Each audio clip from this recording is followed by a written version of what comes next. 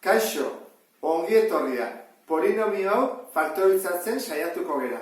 Horrela dio, 20 isa berdiru, gehi 10 isa berdi, gehi 5 isa. Hortarako zer egin behar dugu?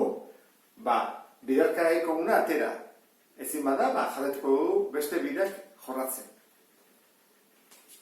Hiru gaiak, 20, 10 eta 5, zenbaki baten multiploak dira? Bai, ez da? Denak daitezke 5ekin zatitu. Orduan, 5. Hemen jartzen dugu zatitzaile komun handiena 5. Eta denak letraren bat badute berdina? Bai, isa. Orduan, isa. Mailari txikienarekin. Maila txikiena da, bat. Atea dut. Orduan, orain egin beharko duguna da zatiketak. Beti bezala, hartzen dut banan-bana zatitu bat ditut 5 isarekin. Bat, erdikoa ere bai, eta azkenekoa. 5 isa, zati 5 isa. Orduan, hemen gelditzegu 4 isa berdi, gehi, hemen gelditzegu 2 isa, eta zenbaki bere buruarekin zatitzerakoan bat gelditzegu. Orduan, lehenengo pausua eman dugu. Horren hasi beharko nuke Ruffinirekin, edo laburbidezko formula baden edo ez. Bada, zugusezu baietz, jartzen badugu adibidez 2 isa gehi bat berbi, gaur da igual hori dutze zaizulako dela, aurrekoak betetzen du. 2 isa bidez 2 isa, 4 isa berbi. Atzekoak ere bai, bat bihar bat.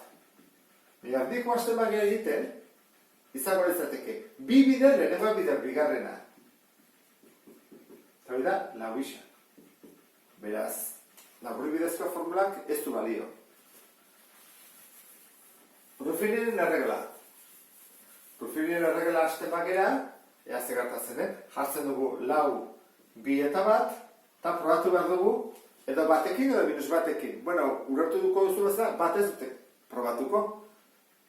Ze bali bada positiboa, handitzen joango da, jarri beharko du negatibo bat. Jartzen badu negatiboa, 4, minus 4, 2 gehi minus 4, minus 2, minus bat, bidar minus 2, 2. Ez tare. Orduan, bide bat bakarra gelditzen zaigu, horrengoz, bigarren mailako ekuazioa, horrengo dugu. Eta hori ezin badagin, geldituko zaigu horrela. A, 4 da, B, 2, eta C, bat. Orduan, izango dezake, isa berdin, minus B, gehiken. 2 berbi, 4. Ken 4, A, C. Bider, B, bider, A. Koazen ikustea, kenduko tau. Minus B, gehiken. Lehenengo biderketak egin behar dira. 4 bider 4, 16. 4, ken 16, minus 12. Eta 2 bider 4, 8. Minus atera zaigu, horrek zesan nahi du, ez dela zenbaki artean bat.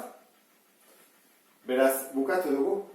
Ezin dugu lortu, ez bide hontatik eta ez bide hontatik. Batzutan hau gertatzen da. Ez dugula lortzen lehenengo mailakoa izatea. Orduan, deskomposatzerakoan edo faktorizatzerakoan, hau behituko ditzaiguke. Eta amaituko genuke ariketa erantara.